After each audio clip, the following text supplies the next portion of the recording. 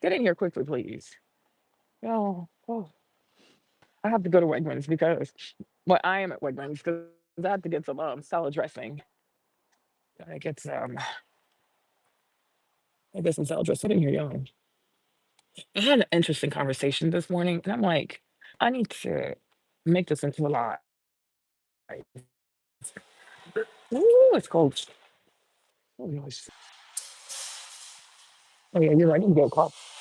When I tell you, I am so proud of myself because the old me, he would not be out here in the cold. Mm-mm. The old me would be in her bed. Hey, Green. The old me would be in her bed, sleeping. It's so cold. Like it is freezing, you guys. It is freezing.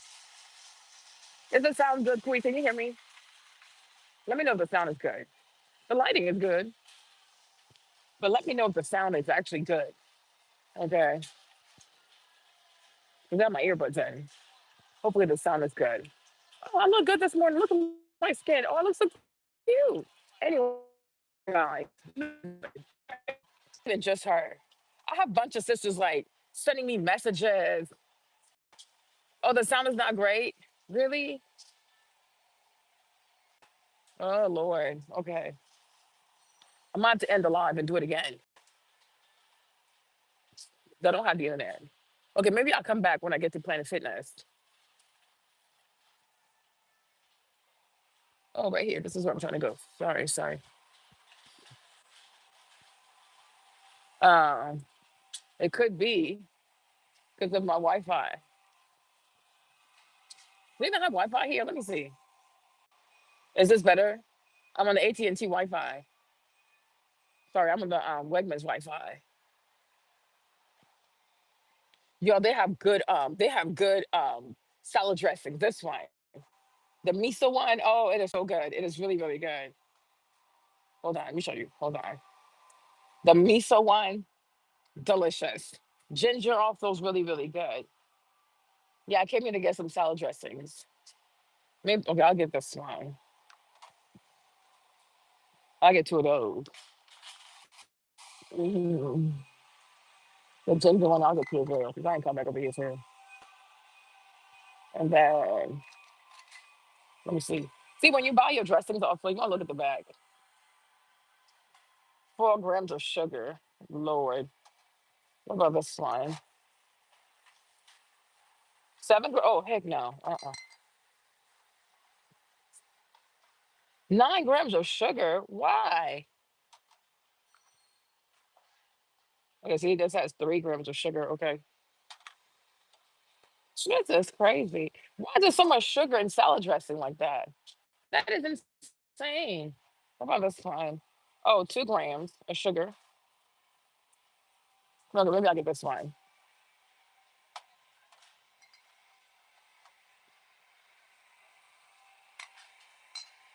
Because I can't do 2 grams of sugar.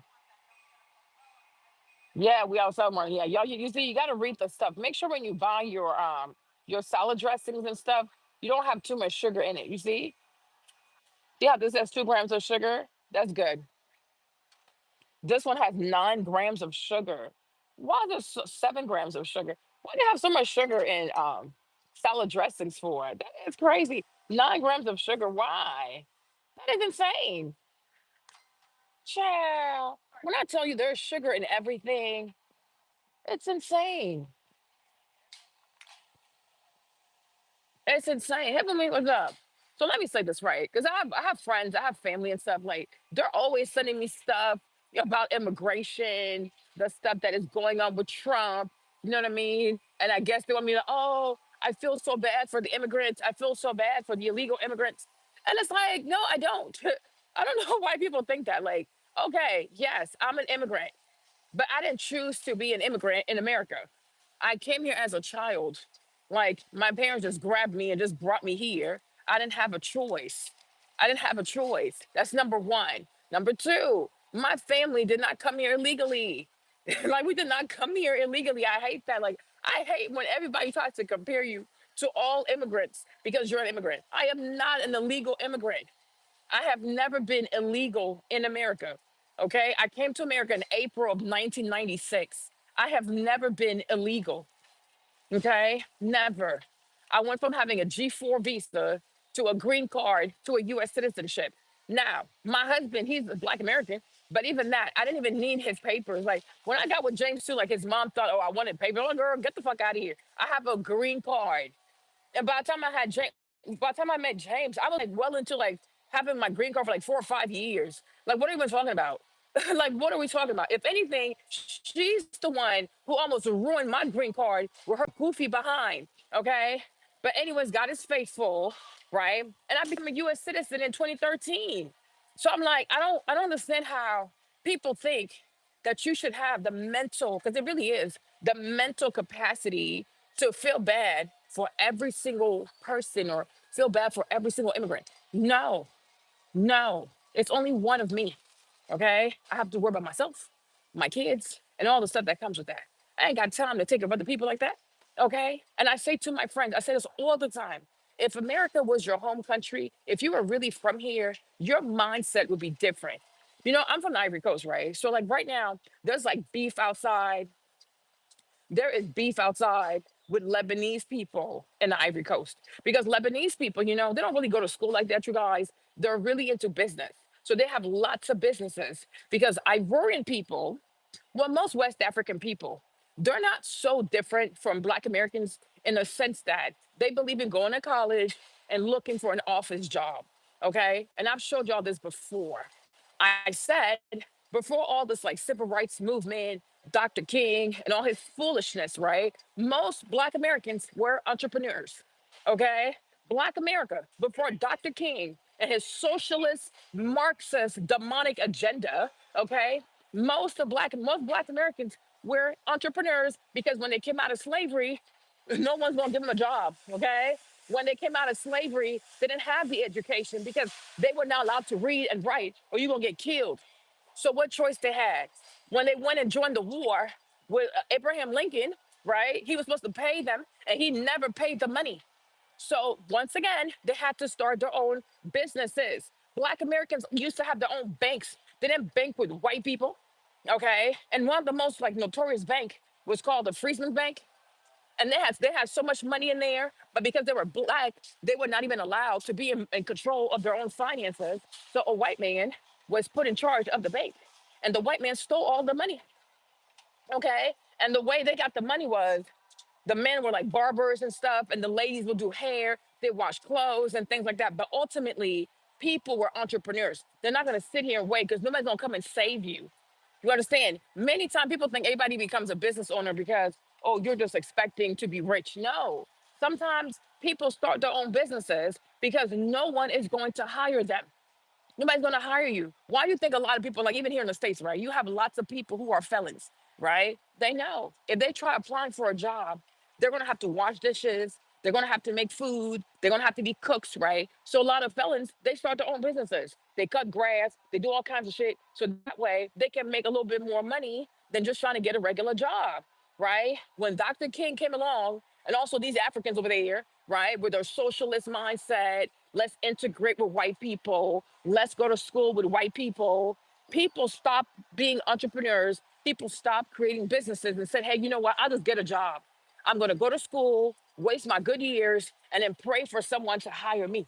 I'm going to go get a job. I'm going to go get a job. I'm going to get a degree, get into some debt, and get a job. Okay. So if you go to most West African countries right now, that's what most people do.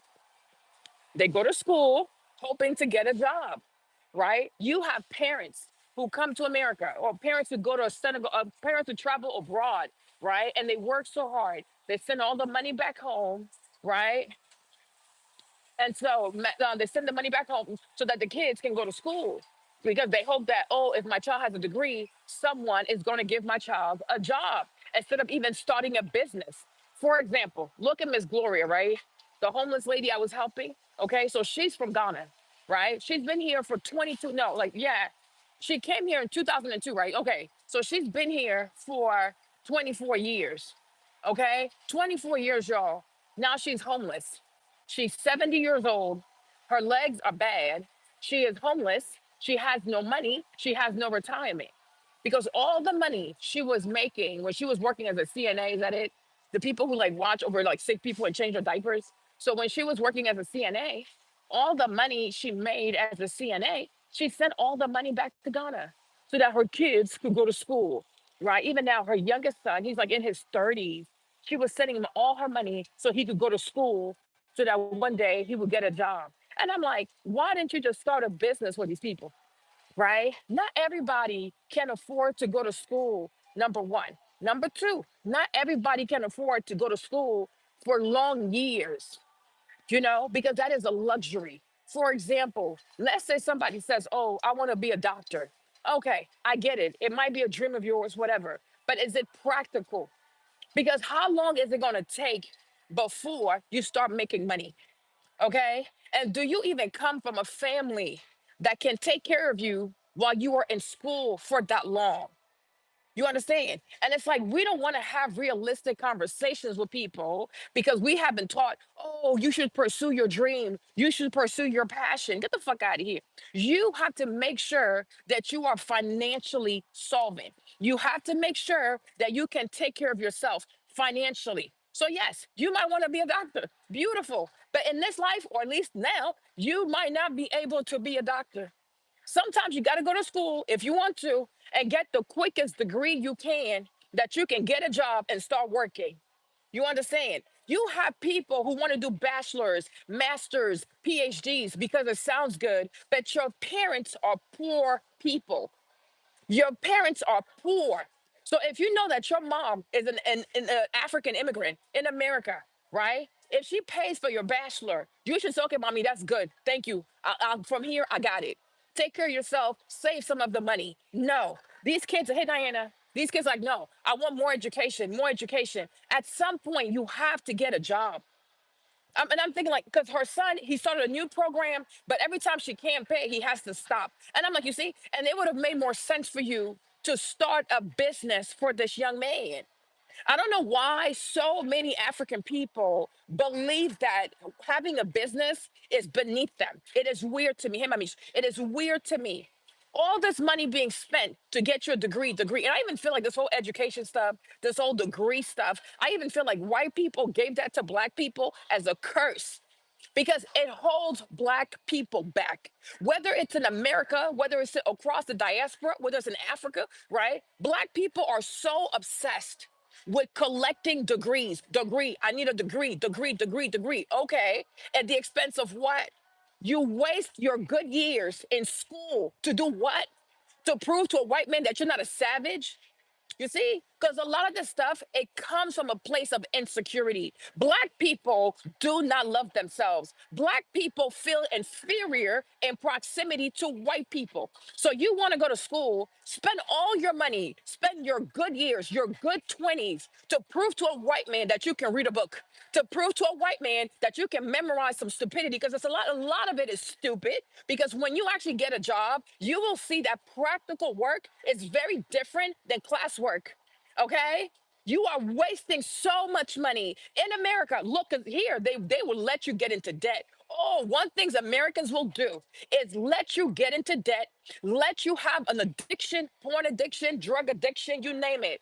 This nation is built on debt and addiction. You understand? So anything that involves you ruining your credit, ruining your debt, like over leveraging yourself, getting into debt, these fools, oh yeah, do it. Do it. And you notice how in America, the more you want to be healthy, the more you want to be of a sane mind, the more you want to be a good person, it's hard. But as soon as you want to self destruct, it is so easy, right? It is so easy. Babe, Troy, you don't even have to get a job, Troy. You can start your own business. And do you not find it funny, even here with Black America? That's what it hurts me so much that so many people, even those who are Black Americans, they don't even know the legacy of Black entrepreneurs in this country. They think people just started having businesses. Like they're so shocked. Oh, this person made $1 million in 30 minutes. This ain't nothing new. Okay. Then, oh, yeah, Madam Caesar Walker was the first millionaire. No, she was the first millionaire that could talk about it openly if she didn't want, if you don't want your body to start hanging from a tree or something like that. She's not the first Black billion millionaire. But they want you to believe that it was so hard to be a millionaire. There was just such a small amount of black millionaire. So that what you'll say to yourself, oh, it's so impossible. It's so hard. I don't see that many people who are rich. I don't know that many black people who made it as millionaires. It's all fucking intentional. Have you not noticed that when it comes to like black success, real black success, real pull yourself up from the bootstrap, real black people who truly got it out the mud with no crimes, not selling drugs, not being a heathen, not impregnating everybody, white people have gone above and beyond to make those stories so hard to find. They're so hard to find. But if you want to find a story of a black man who sold the drugs and became rich, it's all over the place. It's all over the place, right? Because a fucking matrix. It's a matrix of fucking lies. Black people have always been entrepreneurial. Black people's always had money. Black people have always been creative, always been creative. They put you in a game of education, put you in a game of bachelors and this, and that. They tell you about this weird ass corporate ladder. But at the end of the day, the CEO is always going to be the son of the former CEO. The CEO, the CFO is always going to be a white person that knows somebody. Because one thing these white people will never tell you is that success is not your degree, it's who you know. And they will make sure you never have those connections. Because America is intended for white people to be rich. America is intended for white people to be served first. They get to be served first. And whatever's left over, I guess it is what it is. People gonna fight over it. So my point is, if you come here as an African immigrant, you should see how this nation treats black Americans. You know what I'm saying? See how this nation treats black immigrants, sorry, black Americans. See how the vast majority of corporations, the vast majority of C-suites are filled up with Indians. Okay, most managers, most CEOs, CFOs, whatever, they're all Indians. In this very country where African Americans have been here since like 400 plus years, right? They overlook them for positions that they deserve. They would rather go hire an Indian with a thick accent that nobody even knows what kind of English they speak, and they'll make that person a CEO, a CMO, a CFO.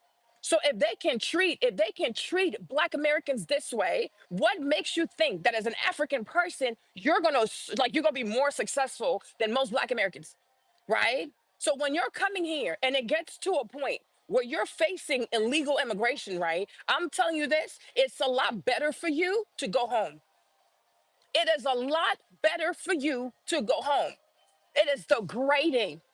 Even getting arrested. You want to stay here so bad. You're going to allow some high school dropouts. We know dang well the vast majority of white boys who become police officers are fucking failures. No fucking offense, but nobody's smart gonna be a police officer. These are the knuckleheads in school, the one that had the C's, the D's, the boys that were always caught up smoking and doing all kinds of bullshit. Okay? Do you know how many days or weeks it takes to become a police officer? This shit ain't fucking serious. The police academy, oh, wump de wump wump, they go there for 6 months. On average, most cops make like 50, they make like 50 grand. Okay? The smartest don't become police officers. So hey Janet. So for you to say, hey Kevin, so for you to stay here, you want to be here so badly. You're going to allow these failure of white boys, the sons of Thor and Igor, okay, to come put hands on you and to put you in an ICE prison for what? Because you want to stay in America? Because you want to stay in a country that oppresses people of color? You want to stay in a country that makes it so hard to actually compete? You want to stay in a country where white people always eat first and everybody has to fight for crumbs? These people cheat. White Americans are cheaters. There's the dream they sell you, and there's the reality you have to pay for. And it's so fucking expensive. It is so fucking expensive. Look at black Americans. They're right there. It's an actual people. Look at how they did black Americans. Look at how many promises they made to black Americans. Look, there is not a single war that these white demons have not entertained. There's not a single war that these clumsy ass, goofy ass, stupid ass white Americans have not started, have not done, that black Americans were not side by side helping these fools, even though they were calling them the N word. Okay? And in response, as a thank you, what did black Americans get? Even a full-blooded black American president, they don't have. They don't have. The second so-called black person they were trying to put up there was somebody who's Indian. They don't even want Black Americans to sit at the table of America and eat like heirs of America. So what makes you think that you, as an African immigrant, they're gonna be nice to you? Make it make sense though. Why don't you want to go home? Why don't you believe that where you're from, you can be just as successful, if not more successful? Why do you want some goofy ass, poorly raised, barbaric ass white boys to come put hands on you and then put you in some goofy ass prison? You need to be around white people that badly? You got to live next to white people this badly? What does America have in store for you? Even look at the food. Look at the food, y'all. Look at the food. Their food is poison. Their food is full of sugar, stuff you can't even pronounce, all kinds of bullshit. You live in this nation, you're going to blow up. They serve poison. This is a first world country, and the people eat like shit. The people eat like shit. They feed their own people bullshit. Bullshit. Even if you go back to Africa and you ain't got shit, at least you can say, hey, my food is organic. My food is coming straight out the ground. You understand? Your food is coming straight out the ground. Over here, the food is poison. Like you anything you want to eat, it is poison. Why are you staying here and being tortured? Why are you staying here and being dehumanized? Why? When you live here illegally, even if you're able to get jobs in the black, you're able to get jobs under the table. Do you know that you will never have a retirement account? Do you know that you will never have retirement? You will not have retirement because you're not paying the taxes because you're not here legally. You do not have a social security number. So you'll work for 20 years and you will never save towards your retirement. Do you hear me? You will never be entitled to Medicare. You will never be entitled to Medicaid. You understand, right? You will never be entitled to any of that. Imagine living in a country illegally for 10 years, 20 years, 30 years. You will have nothing to show for it. Even 40 years, you will have nothing to show for it. You can't even travel. They're gonna make it to a point that even to get on the Greyhound, it's gonna be a problem. It is going to be a problem. Okay? Stop believing that you can't make it in Africa. And also, even if you're from Latin America, okay? Even if you're from Latin America, stop believing that you cannot make it in Latin America. There are so many countries in Latin America. The quality of life is so much better in many countries in Latin America. The quality of life is so much better, right? In many countries, I'm not Caribbean, I'm from Ivory Coast, I'm West African. There are so many countries, right? There are so many countries also in Africa where the quality of life is so much better. Quality of life.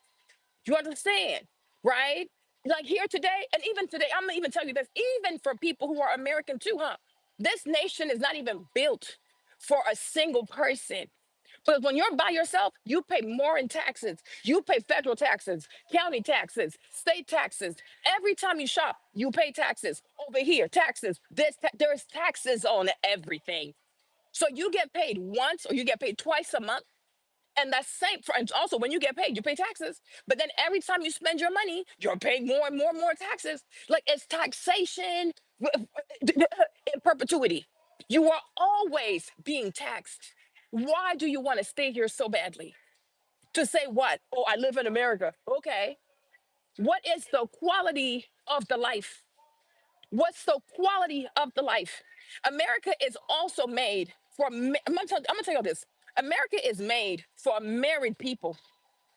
Like if you even like just to be able to survive, you have to at least be married. You need two incomes. That's number one. Number two, the way America is headed, it's going to be friendlier to people who have high degrees, like engineering degrees, right? Doctors, like people that have really, really hard skills, skills that really can't be replaced by AI.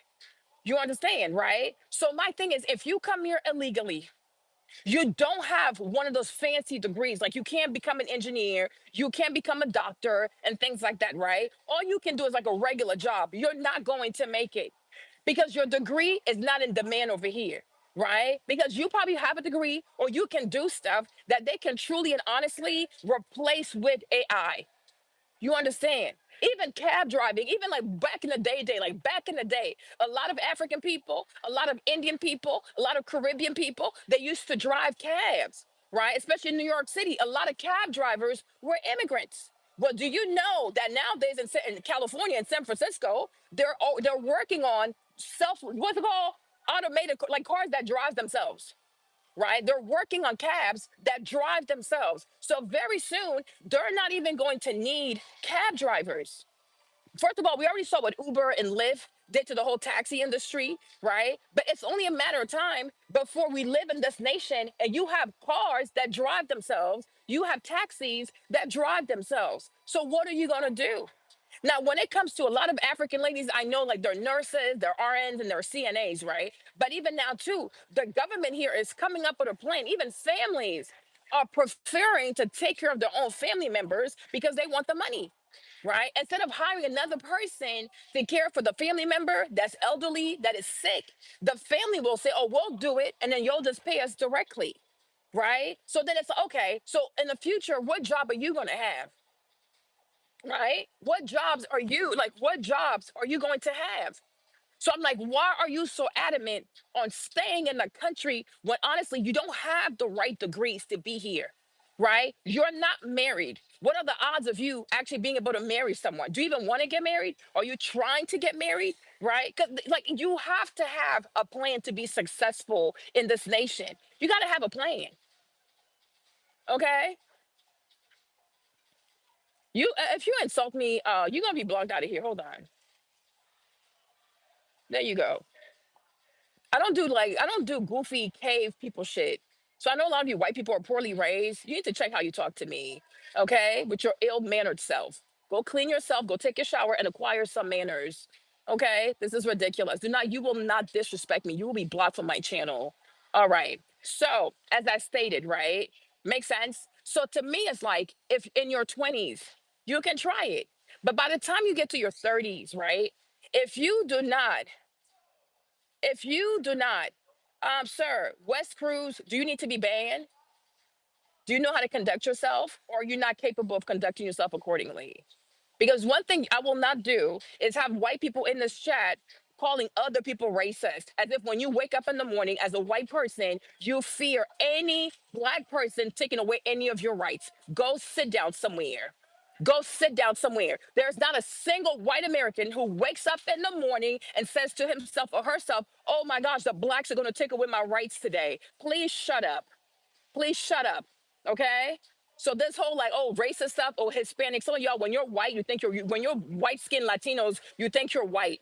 Go sit down somewhere. Okay. The black people being racist. Black people cannot be racist towards white people. And white people know that very well. And there's not a single black person that can take any power away from white people. There's not a single day white people have woken up in America and even feared Native Americans taking back their country. So be quiet with that bullshit. Okay. So, anyways, yeah, like this is crazy. There you go. Well, you're going, my bonnet or not. Let's talk about your mother. You see your mother every day. Don't mind the bonnet, mind your DNA. Now you're out of here, cavemen. There you go. There you go. There you go. Gone. I don't have a problem blocking you. You could be black to back to back to back. These people are funny. They can be blocked back to back to back. They are really silly. I don't entertain white people. Oh, your bonnet, your mother. You have to see your genetics every day. This is a bonnet. It gets removed. Okay, it gets removed. Your DNA cannot get removed. You're cursed. Probably conceived in the trailer while your mom was doing doggy style with the trailer next door. Heifers. Please be quiet, okay? No, they will be blocked. I don't feature white people like that. They will not sit here and play victims. Like what white person wakes up and say, "Oh my gosh, I fear the blacks are going to take away my rights. I fear they're going to take away my rights." There's not a single white person who lives in the fear of having any of their constitutional rights abridged by any black person, Latino person, even a Native American. So please be quiet. They don't even fear the natives leaving the freaking reserves to come over here and try to reclaim their country. Shut up. Shut up. You are not oppressed. Now, is it true that sometimes black people don't like white people? Well, duh. We have enough reason not to like your ass. Can you say that black people sometimes can be bigoted? Yeah, sure. So are you. Next, we're moving on. But this racist shit is we're done with that. Oh, y'all want to play victim, says the white people who have raped, killed, hurt everyone, and then want to gaslight other people into believing that we stand on the same equal footing, that I can take any rights away from you. Are you all the way there, you trailer fuck? Like, these people are fucking crazy.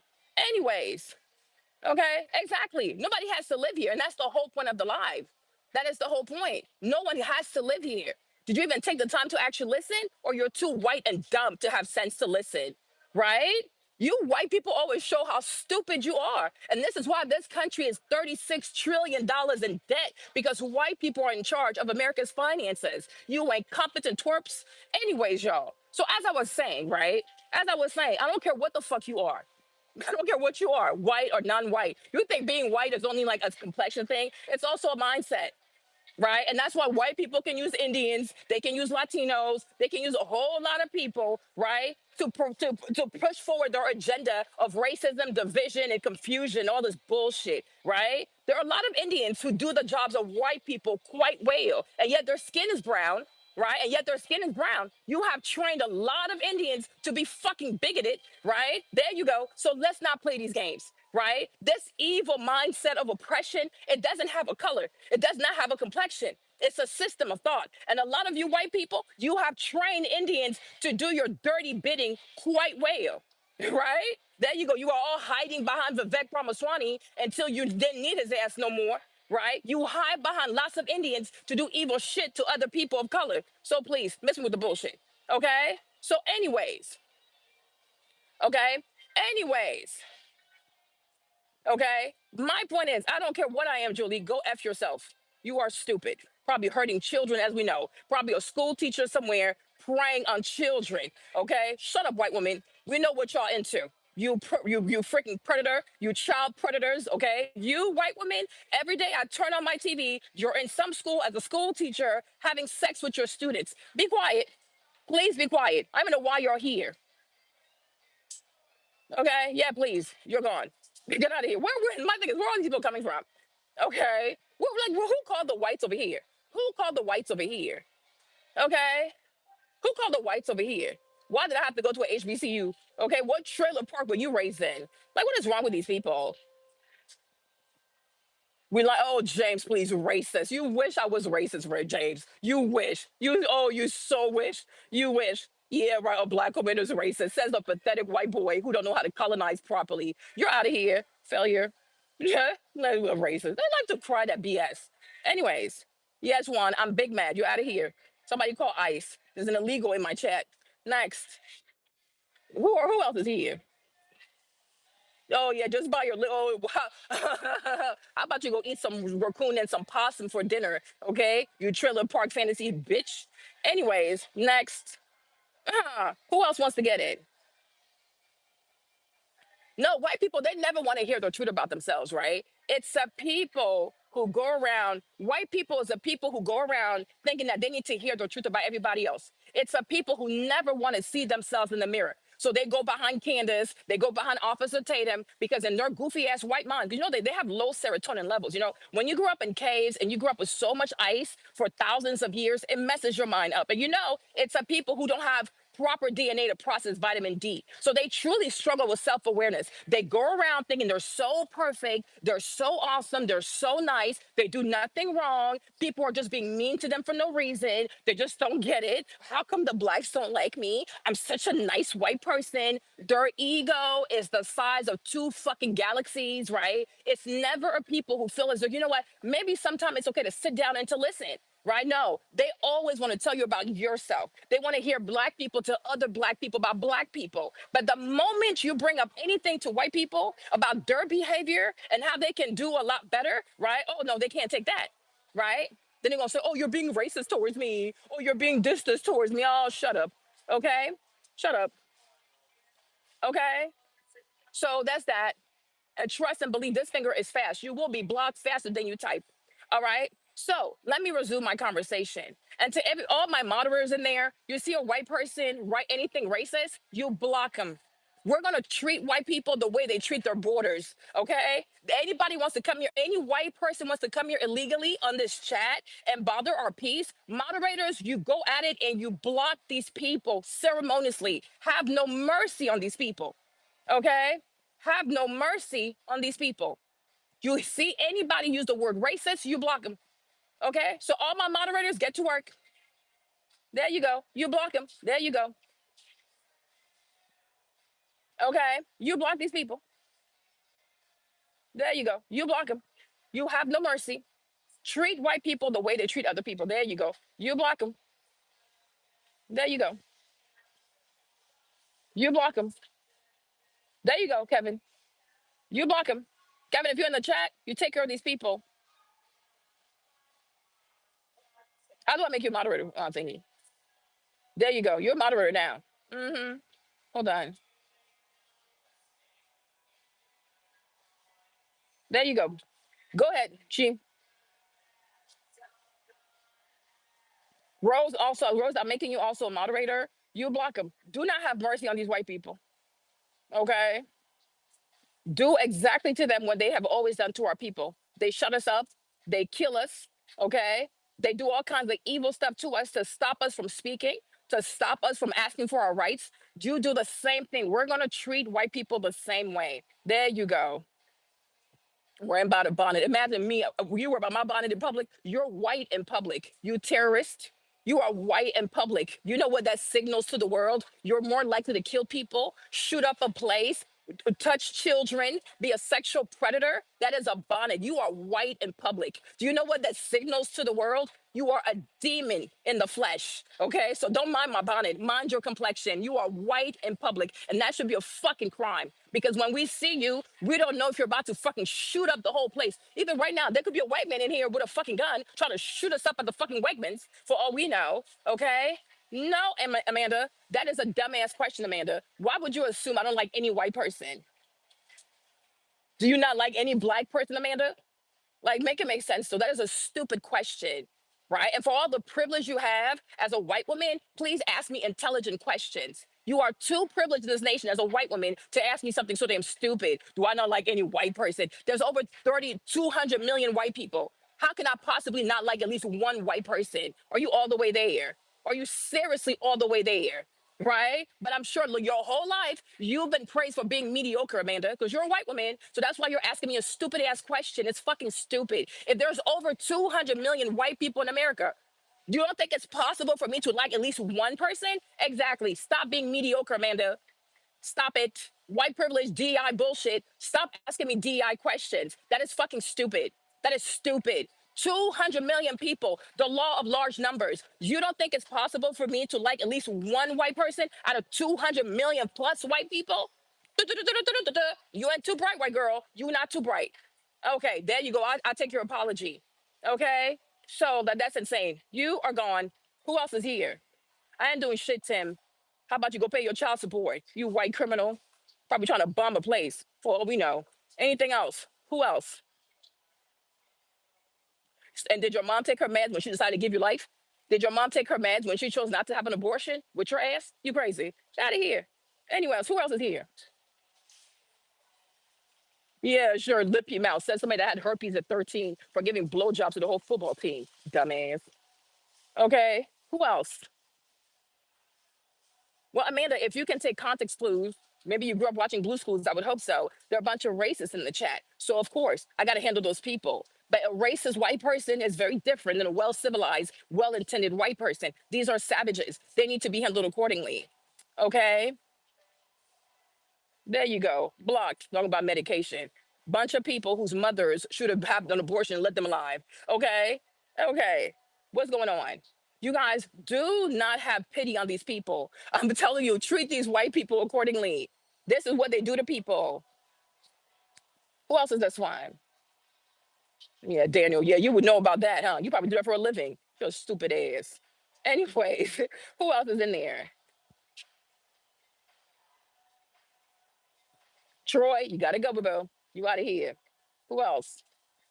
Yeah, you gotta go. My accent or not, nuts or not, your mom chose to give you life. Next. Anything else? Who else is here? There you go. Out. Oh, Yvette, here you go, Yvette. Yo, we get revenge today on these evil white people. Let's go. You're being ignored. Now you're going to be ignored. You're going to be blocked. There you go. Well, there you go. Blocked. Y'all, sorry. We got to do a little bit of cleanup today.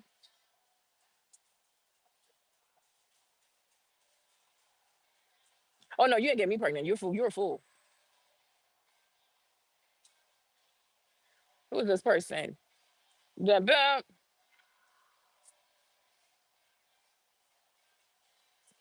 Marley looks like, baby, I don't look like your mom does it.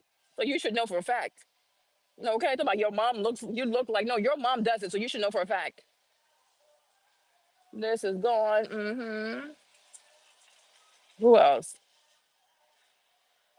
Okay, you guys.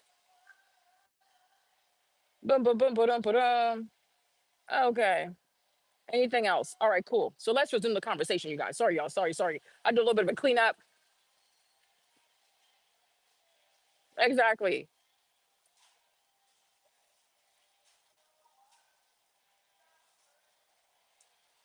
You're thinking, girl. You don't even have to think. Don't you don't have to think about it. You ain't gotta be here. Don't think. Go say problems. Go face problems in the white community. You don't have to think. Do not think. I'm starting to think. Don't think for me, sis. Anyways, you guys. So let me resume my conversation. Okay. So my point is, right? Illegal immigration can truly, truly eat up the good years of your life. Okay, they can truly eat the good years of your life, and I get it. When you probably came to America, you probably said to yourself, oh, I'm gonna make it. I want to live here. I want to be successful over here and things like that, and I get that, right? But in life, you also have to concede to the reality that sometimes we have our goals, we have our dreams, but we should always be mindful of the reality, right? And the reality is, if you've been here and you've been illegal for 10 years, what are the odds that it's going to get better, right? When I lived in New Orleans, for example, I had a young lady working for me, right? Her whole family came here illegally, right? First, her mom came. Her mom walked the desert. I'm like, why would you ever do that? Okay. Why would you ever do that? And one thing that I need a lot of y'all to understand, right, is that when you are willing to sacrifice your life to come to America, which is predominantly ran by white people, it is predominantly ran by a bunch of white racists. You see them here, you see them on the chat, right? Do you know what message that sends to these people? That these white people have something so great. They have something so amazing. They have something so whatever, right? That I'm willing to risk my life. When you cross the desert, anything can happen to you, right? Like the desert is fucking huge. I've seen the Rio Grande before. That thing is so fucking huge. You are crossing the desert for days. You are crossing the desert for hours, sometimes even weeks. When her mom crossed the desert, right? One time she had her menstrual cycle while she was crossing the desert. She had no pads. She could not take any showers. I'm like, why would you ever do that to yourself? Right? And the lady came here from Honduras. And you know what she did when she got here? She just started cleaning. So I'm like, you could have almost died. You could have almost died in the desert just so you can come here to America to clean toilets of white people. Like you can clean their toilets in Honduras. There are no, if y'all like, you love the white people so much, because that's the real message here, right? I will do anything to be next to these white people. I will lose my life to be next to these white people. I am willing to be eaten by coyotes, okay? Tortured by whatever kind of beast is out there in the desert because I want to live next to white people. Hey, Ruva, Ruva, get to work, Ruva. If you see any racist, any foolishness, you block them, okay? Don't play around. You see anybody crazy and you see anybody crazy in the chat, you block the person. Okay. Sorry, sir. Sorry, sir. Okay. You see anybody crazy in the chat. You see anybody write anything crazy. You see anybody write anything racist or disrespectful. You block the person. Do not allow these cave people, the sons of Igor and Thor, to run amok. They're poorly raised. They're poorly raised. You know, in their families, they're allowed to insult their mothers, they insult their dads, they insult everyone. Okay. A rebuttal, you don't like a rebuttal is not an insult. So if you think that a rebuttal is insulting people, we know you're a cave person. Okay. So Fox, you're gone. Okay. There you go. A rebuttal is a properly constructed sentence where you offer the diversion or a difference of opinion. But insulting someone, that is not a rebuttal, that's an insult. Okay, so we know the sons of Thor and Igor, the cave people, the low vitamin D people, the low serotonin having people are outside. They're hysterical, they're paranoid, right? And we know they're not raised right. White people do not raise their children accordingly. And that's why they kill their friends at school, they bomb churches, they kill children, they go to school, become teachers, have sexual relationships with children because white people are not raised with boundaries. White people are not raised, right, with the mindset of, I know how to live a community with other people, and it's not always my way or the highway. Okay. So y'all need to raise these white folks in the chat. Now, if they write something sensible, that's fine. They're disrespectful, they're gone. They are gone. Treat these people accordingly because we don't get to go to their spaces and act a fool. Okay. There you go. So that's that. So my thing is, I'm like, you have to think about the message you are sending when you are willing to risk your life to come to America, right? Because I will never stop saying it. They have been here with Black Americans since the founding of this nation, right? So like 1619 or whatever, they've been here with Black Americans since the founding of this nation. And you should just look at how they treat Black Americans.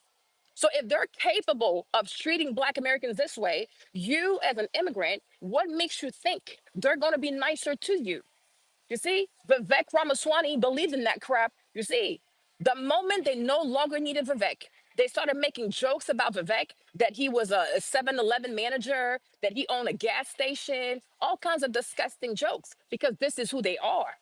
This is their core, right? This is their core. So we cannot be here as immigrants and deceive ourselves that they'll treat us better. Why? For what reason? Right? The American Revolution War. Black Americans fought the war with those people. Okay? The Civil War. Black Americans fought that war with those people. World War I. Black Americans fought that war with those people. World War II. They fought the war with these people. Vietnam, you name it. There's not a single war that these goofy ass white Americans have started that Black Americans have not fought in unison with these people, right? And as a thank you, what did they get? The N word, the insult, disease, what's it called? Experiments, Tuskegee experiment, you name it. Okay. So at some point, you have to say to yourself, if they can treat people that they've known since 1619 this way, we just got here yesterday. How are they gonna treat us? Okay? Do not deceive yourself. If you've known someone for 400 years, and no matter how badly you have treated the person, the racial slurs, the lynching, the torture, the chain gang, the imprisonment, I mean, what is it? Please give me a thing. Please give me a demonic activity that white people, white Americans, have not perpetrated against Black Americans. So if they can do this to a people that have always forgiven them, always accepted them, always fought their wars, I'm saying us as newly arrived immigrants, how do you think they're gonna treat us? You think a man that's never honored his promise for 400 years, he gonna honor a promise to you? Like, do you truly in your head, you really think in your fucking African head that white Americans themselves are not aware of how much they owe Black Americans and they don't give a fuck? They do not give a fuck. Like, do you see any of them feel bad? Like, yo, mad broken promises, yo, like mad broken promises. They don't give a fuck. They will do it over and over and over and over. So, a man that is dishonest, a man that breaks promises, a man that pays for nothing he owes, if he can do that to someone he's known for 400 years, you think me, those of us who just got here 30 years ago, 20 years ago, 10 years ago, 5 years ago, even 2 days ago, you think the white man is suddenly going to deal more honestly with us? You out your mind. You are truly out your mind. You think this white man is going to make it easy for you to have a green card? You think this white man is going to make it easy for you to buy a house? Like, you think it's a joke? Like, what, this country has the highest incarceration in the world. Do you know who they only sent to prison? Black Americans.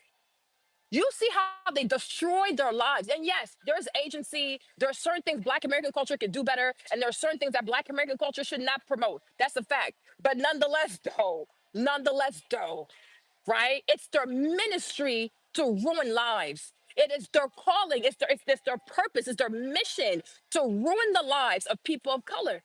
Show me any people of color.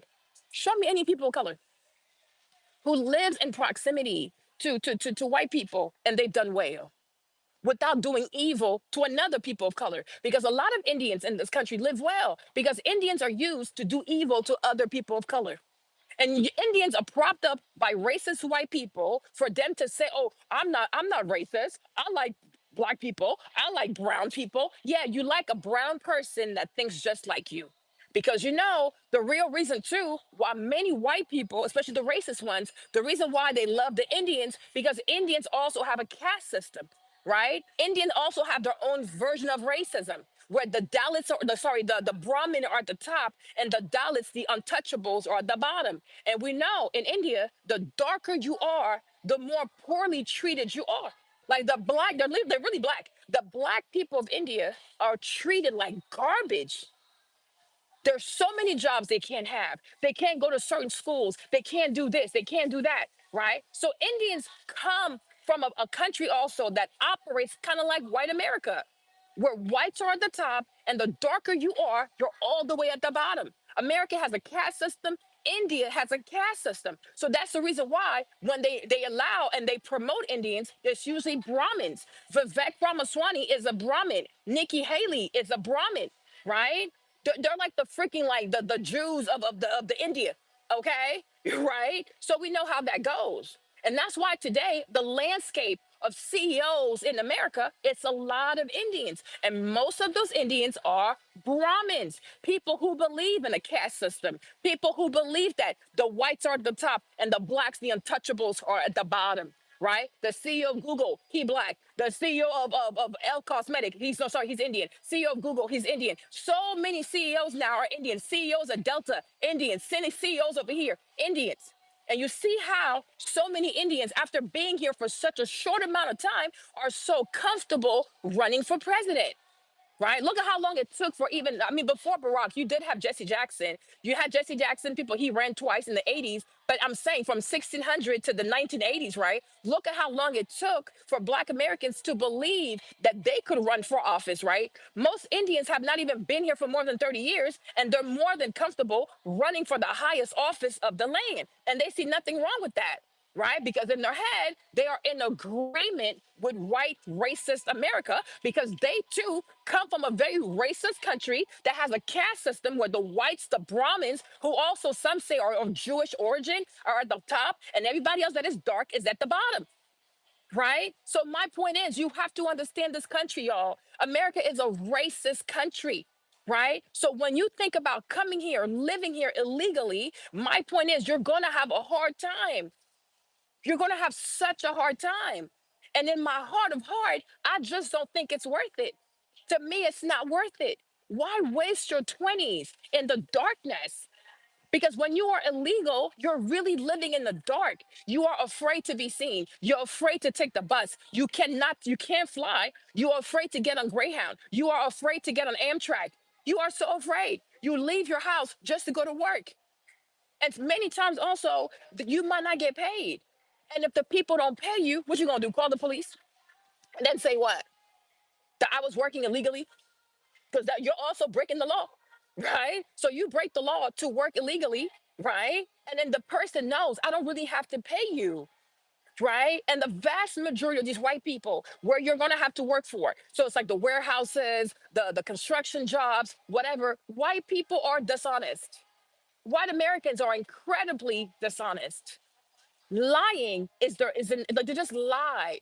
It's the people who lie. Even amongst themselves, they don't trust each other. And that's why they came up with a thing called a contract. Because white people are really aware that even shaking hands is not enough for a man to keep his word. They are truly dishonorable. White Americans are incredibly dishonorable.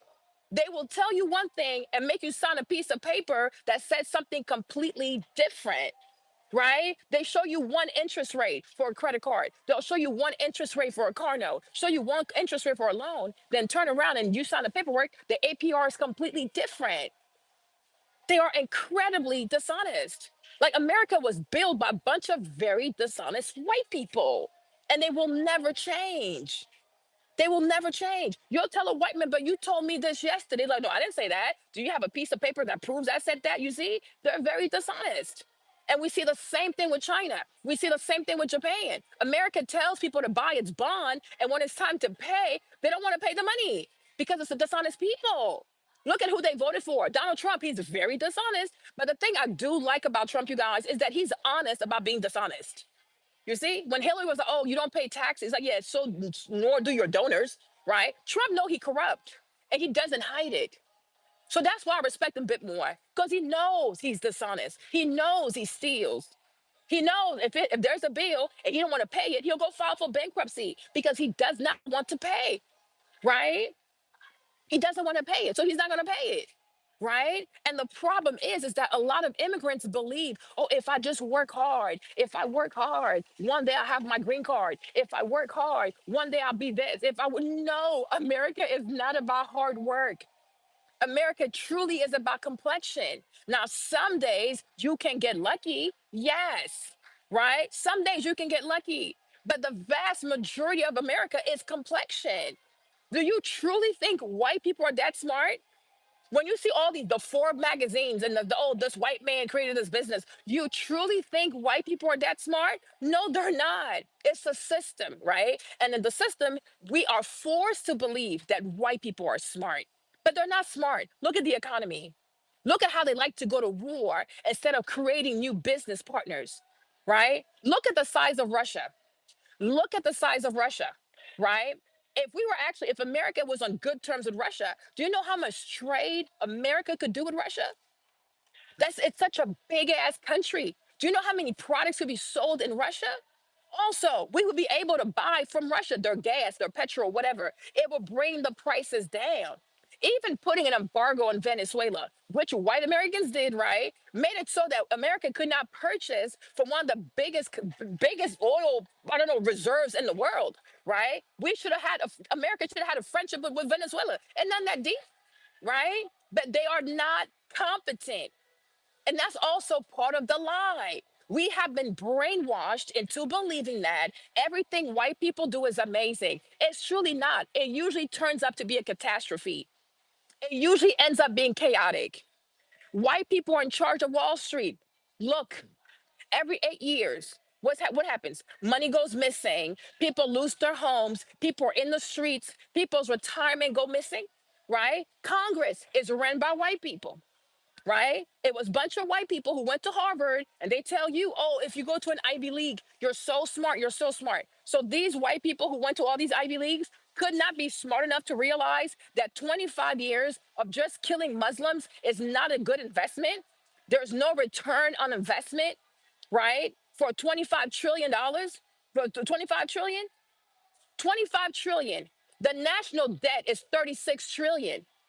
So if these white people and their hateful ways, because they're racist, they're Islamophobe, they hate anyone who's not white pretty much, right? Had they decided not to kill these Arabs like that, had they decided not to be in bed with the Zionists, right? America right now could have saved over 14 trillion. So the national debt would be around like 25 trillion. Do you know how much more affordable groceries would be? Do you know how much more affordable housing would be? Do you know how much more affordable even gas would be? Because every time you go to war, what happens? The price of gas goes up.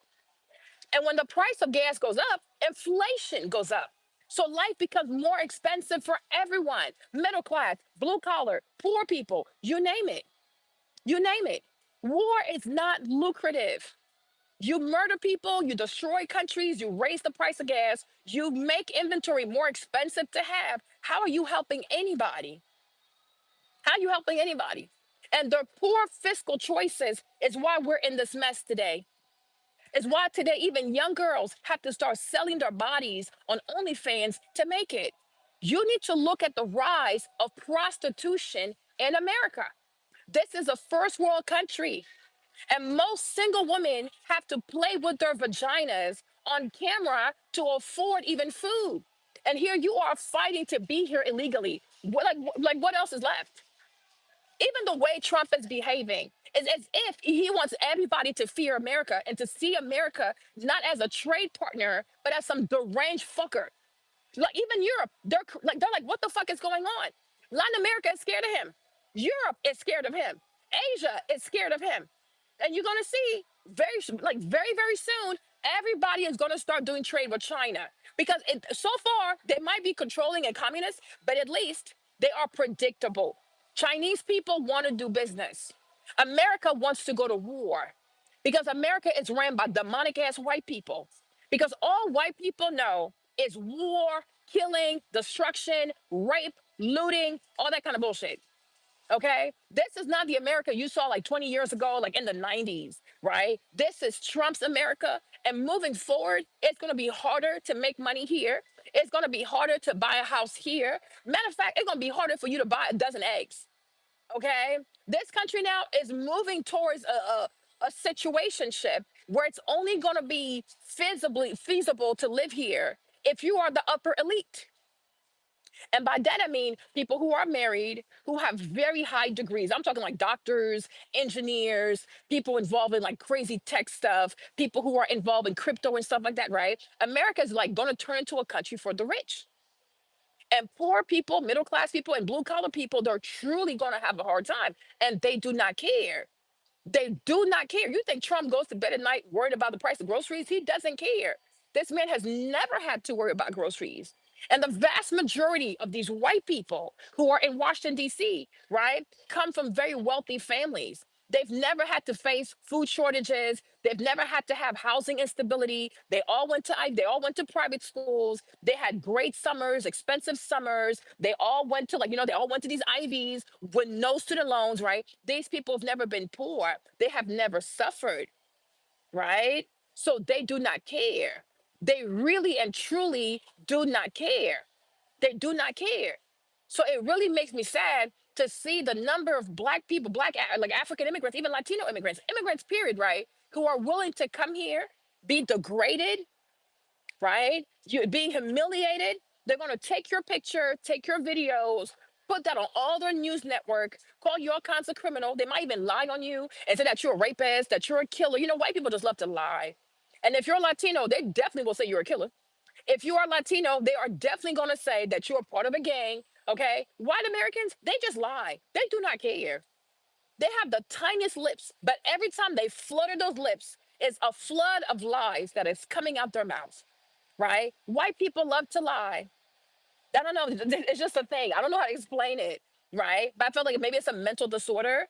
Okay. It definitely has to be a mental illness, but they're always lying. When are they not lying? They speak to Iran and they speak for Iran. And it's not funny how you've never seen one Iranian being given like the opportunity to express itself or talk on the behalf of Iranian people? No, because it's all a lie. The things they claim Iran is doing, right? It's all fake because they want to go steal their oil. They kidnapped a president from Venezuela because they want to steal their oil. This is who they are. From the time these barbarians left the UK as pirates and looters, they have never changed and they will never change. Okay? Like they say, you can take a white person out I don't know, the Hamlets of England, but you can't take the Hamlet out the white man. Okay? He gonna give you Anglo-Saxon every single time. He's gonna give you pirate, a psychopath every single fucking time. And the thing that really makes me sad is that so many of you immigrants, especially those of you who are here illegally or who plan on coming here illegally, right, hey Lacey, is that you have faith in white people. You have faith in white people. And it's sad because, and I wish a lot of people, when they came here, they really sat down and studied Black American history. Okay. I wish a lot of immigrant people, especially Black people, people of color, when they come to America, right? I wish that a lot of them would have studied African American history and seen the number of African Americans who put their trust in white people. And I'm saying nothing good came of it. Every Black American throughout the generations, throughout the century, right? Every Black American person who has put their faith in white America was incredibly disappointed. Incredibly disappointed. You should even look at old videos on PBS. You know, PBS saves everything from Congress, huh? PBS saves everything from Congress, right? You should look at old videos, even from the Black Caucus, with Kwame and Fumi, almost in tears about the crime bill because they thought they were going to be able to sit down with Bill Clinton and make modifications to the crime bill because it was excessive. And they're like, nope, you're going to sign it, you're going to agree to it, and you'll sell it to your people, right? I would even be surprised if towards the end also MLK Jr. had great disappointment in LBJ. I wouldn't be surprised. I will not be surprised. I repeat, and I'm going to say it even louder, right? I want you to show me any Black American, any African American who has ever put his or her trust into white America and was not wholeheartedly brokenhearted. I would love to see it. I would love to see it. So my thing is, even with the Republicans, I would love to see it. Even in business, I would love to see it. I would love to see it because it's a people who do not hold up the end of their bargain. A white man has no problem saying, "Oh yeah, let's agree to this and that," because he knows you're going to do it. Because he knows you're not as deceitful as he is. Hell, he knows he's a liar, but he knows you're not a liar. Because most Black people, Christians, and this, and that. So he knows you're not gonna lie. So you will fulfill your end. But when it's time for him to do it, he gonna disappear. Oh, I don't know. Oh, I changed my mind. Oh, you know. Oh, blah blah blah blah blah. Right? This is who they are every single time. And the world allows them to be so dishonorable. The world allows these people to never meet their end of the bargain, right? Because they're white people. They never have to be honorable. They don't have to be honest. Even these so called geniuses like Mark Zuckerberg. Oh, he's such a genius. He had to drop out of Harvard. But if you're so smart, why don't you finish Harvard? You're a genius, right? So, what takes most people 4 years, you should have it done in 6 months since you're such a genius, right? There's a white boy from Russia, no, Germany, sorry. There's a white boy from Germany. He won the Fields Medal, you guys. It is the hardest medal to get in the field of mathematics. This young man, he's like 30 something. He created a whole branch of math by himself. And guess what? The young man never dropped out of college. Isn't that crazy? He did not drop out of college. And guess what? He got a PhD. He got a PhD. He got a master's, a bachelor's, a master's, a PhD, and he created a whole new branch of math by himself. I'm like, that's what you call a genius. Is that you don't even just quit the school, you finish what you start, and then you create a whole new branch of math. That is fucking insane. That is fucking insane. In America, white people want us to believe that they're so smart. They have the gene of genius. They're just so smart. They have to drop out. No, you're not smart. It's all marketing because they want you to be intimidated. You see, white Americans, that's how they do their mind fuck. That's how they mind fuck people. They want you to be intimidated. Oh, these people are so smart. The whites are so smart. The whites are not smart. The whites are cheaters. The whites are liars. The whites are people who will change rules in the middle of the game. The whites are people who are always moving the goalpost, right? And you mean to tell me in America only white people are geniuses? How come we don't hear about Indians, Koreans, Black people, Arab people who are really smart too, dropping out of school, going to their parents' garages and starting a business, right? Because it's all marketing. It is all marketing. It's all hype to make you feel less than, to make you feel like, oh, you're not smart enough because you were so smart, you would drop out. You see, you're not smart. That's why you have to keep going. That makes no sense though. Because a genius can do more than everybody else. If you're that smart, your brain is that smart, what takes people 4 years to do, you should do it in 6 months. But you see, this is America for you, right? Where white children are never expected to finish anything. The rules are different for white children, right? Oh, I'm so smart, I'm gonna drop out. Oh, yeah, sure, you're a genius, and people give you all this money, right? But any other kid in America, oh, you have to finish. You prove how intelligent you are by finishing school, right? If you're Black and you're a college dropout, it's not gonna sound the same, huh? If you're a Korean and you're a college dropout, it's not gonna sound the same. If you are an Indian and you are a college dropout, it's not gonna sound the same. But something is wrong with you. You must not be smart because why did you drop out? But when it comes to white kids, though, oh, he dropped out because he was smart. Oh, he dropped out because, ugh. He just he's so smart, you know. He's so smart. No, they're not smart. The reality is white people can't take competition. So before it gets real and they have their faces handed back to them, they leave the game. They leave the competition. Notice how anytime they can't control the outcome, they just bow out because they're a bunch of weak ass bitches. They're a bunch of punks. Every time shit get real and white people are about to be exposed for the mediocre asses that they are, they bow out the game. And because they're so dishonest, they're gonna rebrand their cowardice as, oh, I'm being a genius. Nah, nah, boo boo. Nah, what? Nah, nah, nah. You YW, okay? Since you're so smart, stay in the game. Since you're so smart, let's see this shit through. Since you're so smart, let's make it to the freaking finish line. Right? White people never have to make it to the finish line. They can just say, oh, I knew I would have won anyways. I knew I would have won. Says who? Says who? Says who? And we keep buying into this bullshit. We sit here as black people, people of color, and we keep repeating the bullshit. Oh, these people are geniuses. Oh, they're genius. How do we know they're geniuses? How can I assess someone who never made it through the finish line? And then they run around and they get these dropouts, these white boys who are a bunch of dropouts. They're in college getting drunk. They don't go to class. They don't show up. They're usually about to fix academic suspension. That's why they do drop out. Let it be known. Right. But Harvard ain't gonna say shit because it's good branding and it brings more money, it brings more attention. And also sometimes they're Jewish kids. So they're about to expose these kids and be called all kinds of anti-Semitic, right?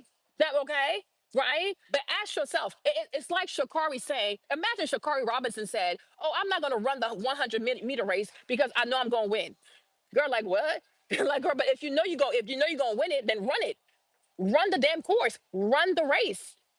Imagine Michael Jordan saying, oh, yeah, I'm not even going to play the playoff game because I'm going to win. I know I can win the championship anyways. Then play the damn game and actually win. Right? So do you see how everybody's always expected to perform? White people are just expected to brag on what they think they could have done. Nah, boo boo, do that shit. I need you to get in the ring. I need you to go through the race, and I need you to go across the finish line. If you ain't gonna do it, shut the fuck up. Shut the fuck up. And that is the problem. And we have bought too much. Well, exactly. You know, me, I drop out of my math department. Val drops out. Kevin drops out. They're gonna look at us weird. Like, why couldn't you finish? Were you in there for DEI? Did you get in there because of affirmative action? Was it affirmative action? Right? When you drop out of school, especially if you have a hard major, they're going to say, oh, you dropped out because it's affirmative action that got you in there. Mark Zuckerberg drops out of Harvard. Oh, he's a genius. Yeah, the fuck right. Yeah, the fuck right. Okay? Yeah, the fuck right. Yo, you keep saying they're looking at you weird because you wear a bonnet in public. Boo boo, they look at you weird because you're white in public. You are a terrorist. You are a mass shooter, right? You are a person that touches kids. You are a person that has sex with animals, right? You are white in public. You can never change that. No, so let that sit in for a second, right? Me, my bonnet, it comes off, right? There you go. A bonnet comes off, complexion, it come off, right? The history of your people, it come off, right? The fact that your whole lineage is full of white rapists, right? You can erase that shit? No, you cannot. The fact that any school you go to, they're like, oh, should we call the police? He might be a white shooter, right? Can you erase that? No. That's a fucking bonnet. It comes off. Your white skin is a fucking curse. Everywhere you go, people are in fear. Here comes a Nephilim. Here comes a white demon. Is he going to rape a horse today, rape a child today, or just blow up this whole building? I guess we'll never know. Well, we might know in the next 5 minutes, you fucking terrorist. Okay? Anything else? Anything else? You white people, you don't know how to read. You go on black channels, you hear black discourse, and you think you can use black talking points against a black woman. You got the wrong motherfucker, bro. You got the wrong one. You're fucking white. You evoke terror in the hearts of people. Even children are scared of you because even black children know that your kind used to feed black babies to alligators. You are despicable. You're white. Let that sink in. You're insane. Anyways, let's keep going. What the bullshit? So, like I was saying, you guys, not like they're fucking crazy.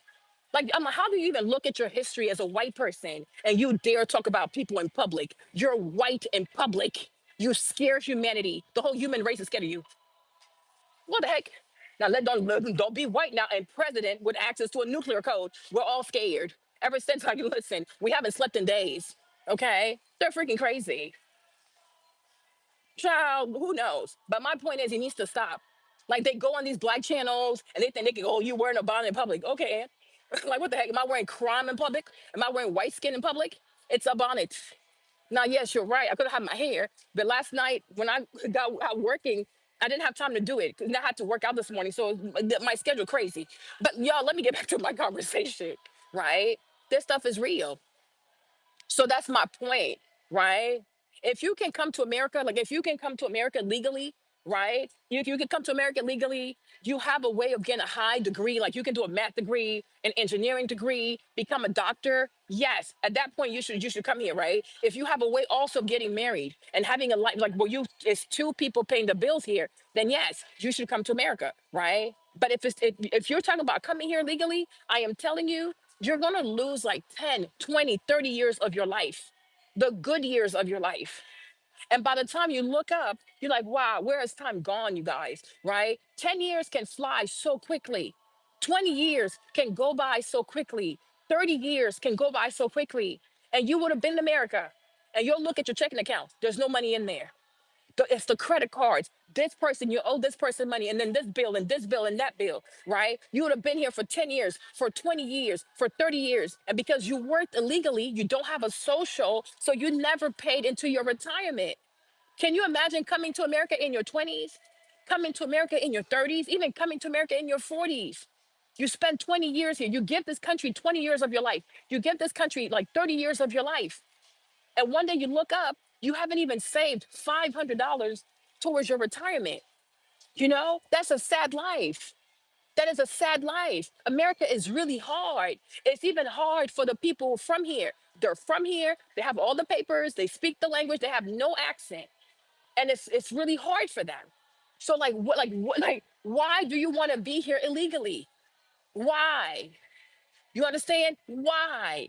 Why don't you believe that you can make it in your country or at least a neighborhood, like a neighboring country from where you're from? Right?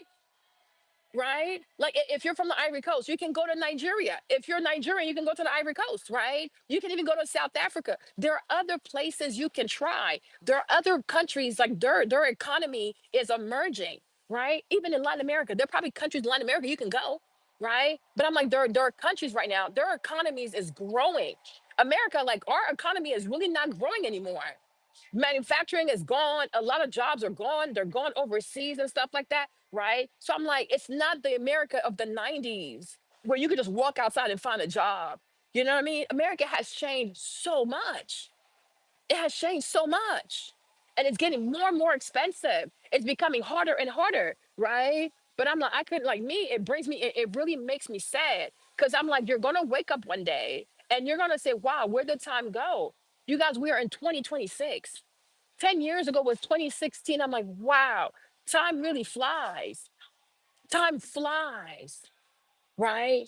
But and the thing about also being illegal is that you don't even make enough because no one is going to pay you as someone that has papers. You don't have papers.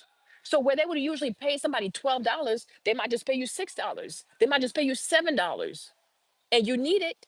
So you'll take it. Then you got to go work two jobs. You barely get time for yourself. You barely get to cook your own food. You barely get to make friends. You're going to miss home. You're going to miss your food. You're going to miss your friends, miss your family. You're going to miss speaking your language, right? It's also, there's a culture shock to coming to America, right? It's a culture where people don't say hi to people. They're not really friendly like that.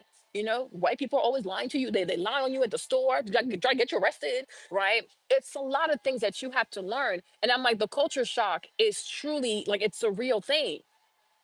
It's a real thing. Even these white liberals who are fighting for the illegals, I'm okay, but you're not fighting for them to have citizenship. You just want them to stay here because you want someone to clean your toilet. You want someone to make your McDonald's. You want someone to make your Happy Meals. You want someone to make all your goofy ass food, right? These liberals don't care for you, but you don't know that yet because you're coming here. You don't know much about America. So you think, oh, these are the good white people. And no good white person, okay? White people don't have friends. White people have interests. So if a white person is fighting so hard for you to stay here illegally, you have to also say to yourself, what's in it for them? right? Because they're not fighting for you to have a green card. They're not fighting for you to have a social security. They're not fighting for you to have a work permit. They're fighting for you to stay here, and then you are still going to be illegal. So what? Now you're gonna have to go work at McDonald's. You're gonna go work at Tequila Taco Bell. You're gonna go work at Starbucks. You're gonna come clean their toilets, right? White liberals, they love slavery. White liberals are no different than the white people in the South, right, during the Civil War who did not want to let go of their slaves. It's just that in this modern day, the slaves are the illegal immigrants. Because when you are an illegal immigrant, you are going to live just like a slave. You are not a US citizen. You don't have a green card. You're not a permanent resident, right? You're not protected by the Constitution. You don't have a social security number. You do not get access to Medicare and Medicaid. You do not get access to social security payments when you get older. You're like a slave. You are the slave. So these white liberals today, me personally, they remind me of plantation owners during the Civil War who did not want to let go of their slaves, right? Illegal immigration makes a lot of things easier for white liberals. It keeps their coffee more affordable, right? It keeps their what's it called? Their grocery stores well stocked and things like that, right? It cleans their toilets and shit like that. White liberals love to live a life of privilege. White liberals love to live a life of comfort. They're not helping you for free. They're not helping you out of the goodness of their heart. They're looking for cheap labor. And in the process, they want to be presented as your savior. But you know, the thing about having a savior is that you will always feel like you owe that person something. And that's how it starts. That's how it starts. That's how the ownership starts. It's the same thing as prison. When you go to prison, they'll tell you, take nothing from no one because nobody is nice in prison. So if somebody offers you a toothbrush, somebody offers you toothpaste, shoes, socks, you name it, commissary, you might say, oh, they're being nice. No, they're not being nice. They're trying to be your pimp and you'll be their bitch because now you are indebted to that person because they did something nice for you. There's always strings attached over here. You know what I'm saying? Always strings attached, right? So all this crazy fighting these white liberals are doing for you to stay in America, it's not free help. It's not free advocacy. Nothing is free with white people. Okay, I've been in America for over 30 years. And I'm gonna tell you this: white people don't do nothing out the goodness of their heart. It's not a generous people. It's a transactional people. They are extremely transactional. If you see any white person surrounded by black people, they're looking for something, right? When you see any white person who loves to be in the midst of minorities, they have a God complex. They want to be a savior. They want the minorities to say, oh, look at this nice white person coming here to save us. Look at this white person that understands us better. Look at this white man. He's going to fight for us. No, no, no, no, no. They fight for self. They fight for self. White people love a plantation. Liberals, conservative, doesn't matter. They love themselves a plantation. We're a bunch of people feel indebted to them. The white man who fought for my green card, the white man who fought Trump against for me, the white man, no, they love a plantation. Hey, Bola, they love a plantation. And what I do not want for you is to find yourself in a position where you took the help from these white people and now you are indebted to these white people. You understand? Because it's gonna be a debt. I'm telling you, it's no America's like low key, like it's a prison. Okay. You take something from someone, you might owe for the rest of your natural life. So it's better not to even owe people anything. You understand? So my prayer is, and I say this with all my heart, right? My prayer is that a lot of people who are currently illegally here in America, right? I know it's not easy. I know it's not easy, but I truly pray that you are really going to reconsider and hopefully you decide to go home. And I know that sometimes, going home can feel like shame. It can feel like, oh, I failed. Other people made it in America. I didn't make it there. Wumpty wump wump. But I'll be so for real with you, right? Even in America, even amongst white people too, huh? Even honest, because that's what Amanda was asking me, right? Amanda, right? But I will say this: even honest white people don't make it. Look at Ron Paul and Rand Paul, the daddy and the son, right? I think the daddy is Ron Paul, right? But you see, if you ever listen to Ron Paul and Rand Paul, These men are truly honest. The man is a doctor, like the dad's a doctor. I think he's like a surgeon, right? The father's a surgeon, right? Never been criminal. He's never taken lobbying money. He's not to the foolishness. And when you listen to Rand Paul, the stuff he says makes so much sense. You see, did he make it? Did he make it? He ran for president. Did he make it? No, he's not going to make it. Like, even in America, good white people don't make it. Like, kind hearted white people don't make it. God fearing white people don't make it. White people who really don't want to cause harm, they don't make it. Okay? They don't make it. They do not make it, right? Because this country is for evil people.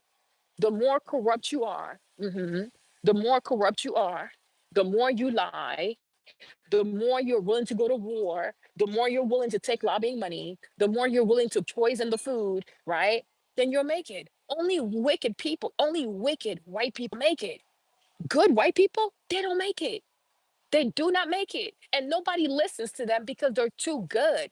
Like, see, America is not a place for pure hearted people. Like, it's a crazy place, right? So even good people, even good white people, they don't make it. There's another one, Massey, right? He's also white. He's in Congress also. Very honest man. He doesn't even have a house. He lives in the wilderness, like for real, because he does not want to be involved with the DC corruption.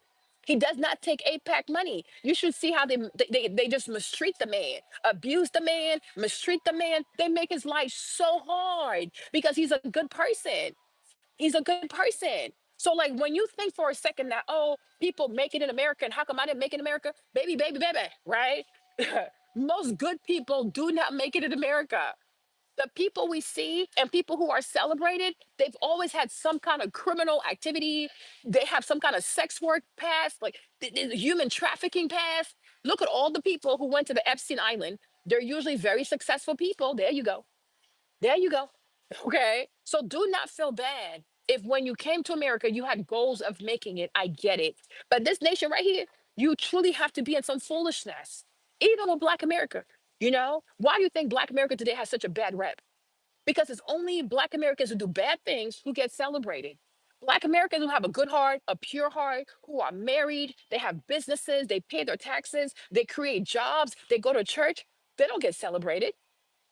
I want to say like there's a lot, but there's quite a lot of Black Americans too who are like millionaires. Some are even billionaires, but they're holy people. They are good people. They are righteous people. They are married people. So, like, no, they don't get the chance of being celebrated because they're good. America celebrates evil. It truly celebrates evil. So yes, I know that you feel bad because, like, okay, I didn't make it. Like, I want to be here and make it. I get it, right? I get it. But even good people here, good American people, white, black, you name it, good American people, even they have a hard time making it because they're too good. They're too pure. Like, this nation here, the more you lie, the more you make it. The more you steal, the more you make it. The more you kill, the more you make it. The more you sell drugs, the more you make it. Even good people, good-hearted Americans have a hard time making it in this damn matrix, okay? Because it just rewards evil. There are so many good American girls, be they black, be they white. They go to school, they have straight A's. They're part of like honor societies and stuff like that. They're on the dean's list. She's gonna leave college with student loans. She's gonna have to go get a job. She might never even make it for real, for real. But then you'll have a girl who drops out of school, plays with her vagina, starts an OnlyFans, and she becomes a multimillionaire. She becomes a multimillionaire. Like, it just doesn't fucking make sense. But this is how we live. The more wicked you are, right? The more wicked you are, the more wicked you are. Like, why do I have to be? So because I'm black, I have to be in a liquor store. That is crazy. I'm at Wegmans. What the heck? A liquor store because I'm black. I don't even drink alcohol. Anyways, right? It's like it's really hard.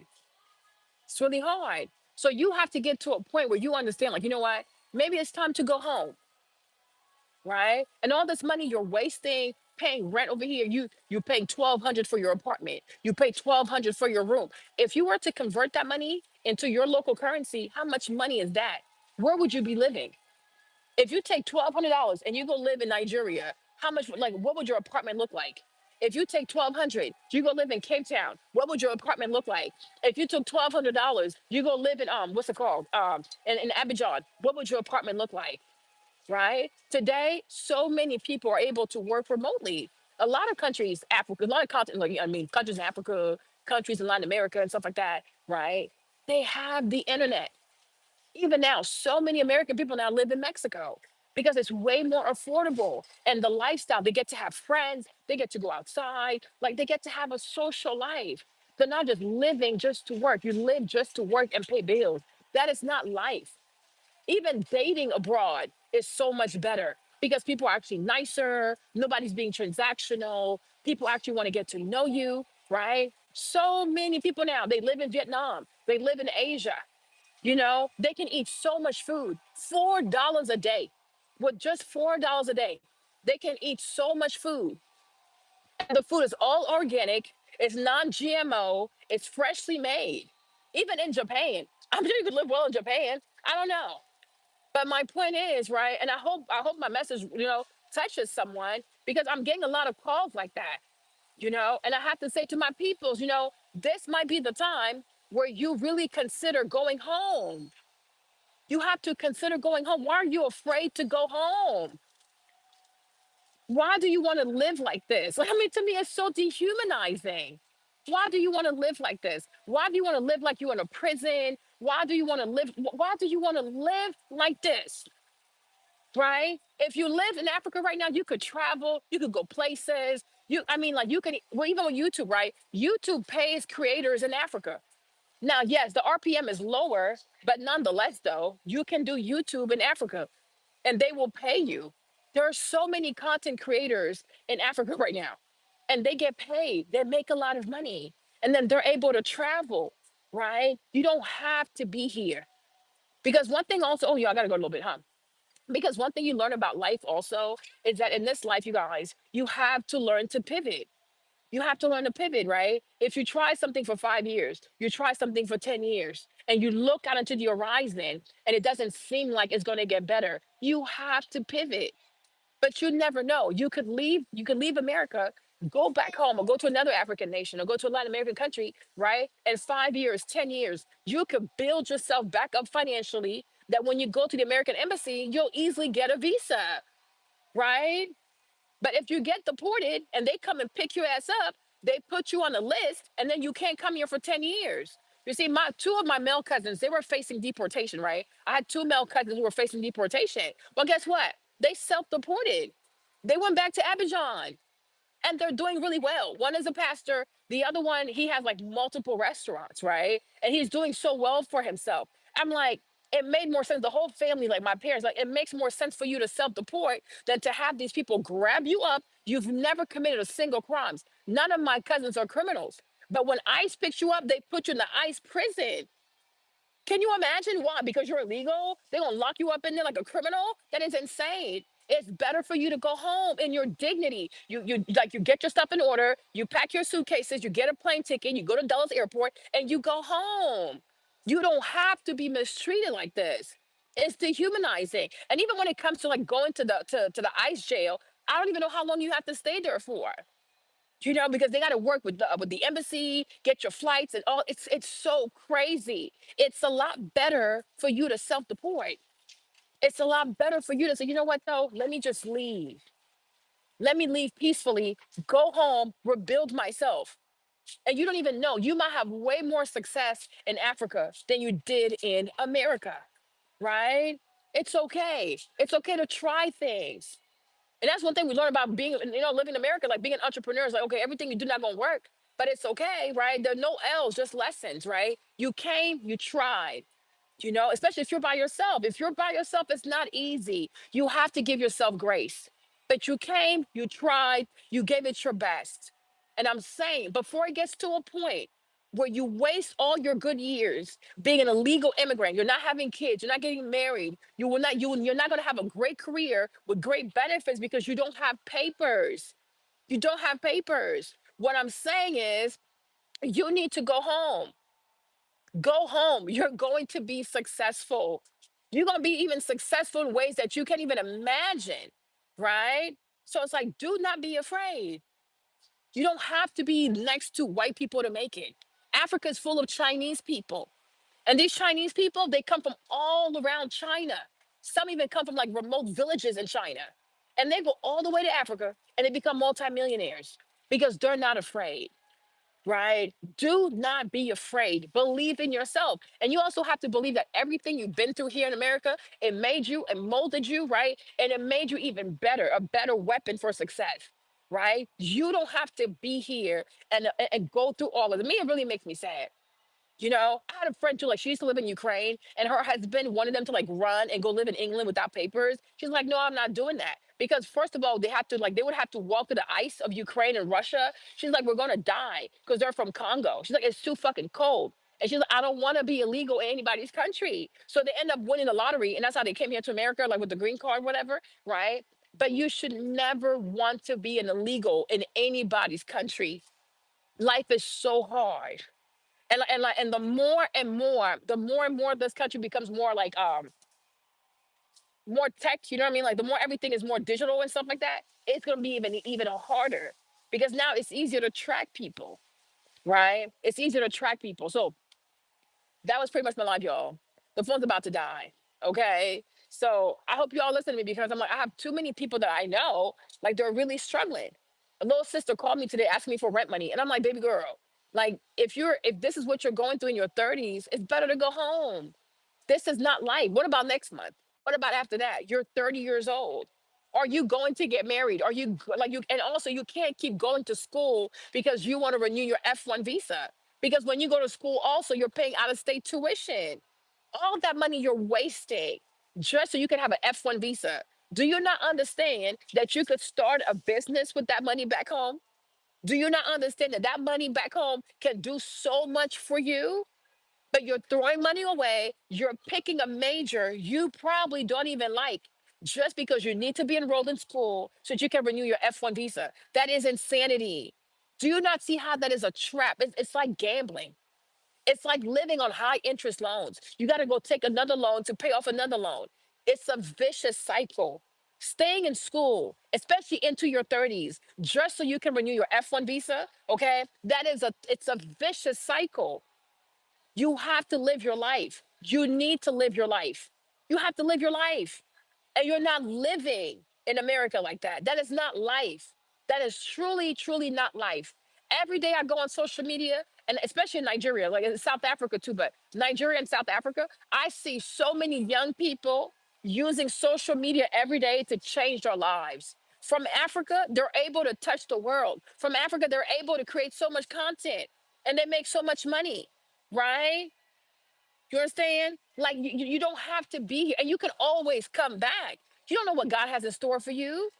But sometimes you have to learn to let go and truly trust the Lord, and He's going to surprise you. But you got to have your dignity. You got to have your integrity. There are certain things you have to say to yourself, you will never allow a white person to do to you. White people already put enough black people on slave ships. It's enough. Coming to snatch you up, embarrassing you, shoving a camera in your face, treating you like a child molester, locking you up in some ICE prison. It is so dehumanizing. You do not want that to be your life. And you don't want that to be how you leave America. When you decide to leave America, it needs to be on your terms. And I'm saying, while it's still good, leave with grace, leave with respect, leave, leave. Never make anybody feel like, oh, you need me, you need me. No. The world has over 1 billion people. The entire world does not live in America. So how are these people making it? Right? Because life here is truly hard. It's really, really expensive. Like it's really not easy. And honestly, it's not made for one person. People really have to be married over here. You have to be married. You have to have great income. You have to have great insurance and things like that. And these things are a lot easier when you are native born, or at least when you come here legally and you have financial support from parents that are well to do, then yes. Then yes. Okay. So hopefully y'all receive my message. All right. I love y'all. Not trying to be mean. I'm not trying to be insensitive, but I just think it's really silly to try to force something that's most likely not meant to be. You don't have to be in America to be happy. You don't have to be in America to have a good life. You don't have to be in America. There are a bunch of American people too. They live abroad. Do you know how many Black Americans also live in Africa, in Kenya, in Cape Town, and stuff like that? And they love it there so much more. I'm from Ivory Coast, right? Even there are many channels now on YouTube that show Black Americans living abroad, and they're living well, and they live peacefully. They have peace. Like I don't know how to explain it. Like the people are actually at peace, right? So that's that. Okay. So love you. I'll be back later, but yeah, that's it. And to all you crazy white people, y'all so damn fucking crazy. But y'all make the stuff interesting. So thank you for having my life be entertaining. All right. So I hope y'all enjoy this. But yeah, I gotta go now. My phone's about to die. Okay. Love y'all. Love y'all. Love y'all. But I'm saying American, it's hard, y'all. It's getting harder. It's truly getting harder. Okay. Everything expensive, y'all. I went to Harris Teeter. I grabbed like four things, $100. I was like, what the freak? What the freak? Went to Walmart yesterday, grabbed like what, 27 things, $180. I'm like, what is this? You know what I mean? This is not for single people. So I can only imagine being illegal. Like this has to be insane. You don't have to live like this. You do not have to live like this. And don't let what people are going to say about you if you go home be the reason why you stay here and you get degraded like that. Okay? Yeah. Like it's like, oh, this life like this, like living like nah. It's too degrading. It's really, really degrading. Okay. So I say this with love. I really do say it with love. And believe in God. Believe in God. You can be really successful at home. Okay. You ain't gotta see it. Yeah, you can have a house now, but I'm like, it's a lot. Yeah, it's a lot easier for people to be married. It really is. It truly is. But unfortunately now too, so many young people now don't want to be married. So, but I'm like, y'all can't afford this life together. You can't afford this life on your own. And the stuff Trump is doing, I'm like, by 2028, life might even be way more expensive. Oh, thank you, gracious, right? Life might be even way more expensive. And I'm like, damn. Okay. Love y'all, and I will be back. Bisous tout le monde. J'arrive. Bisous. Bye bye.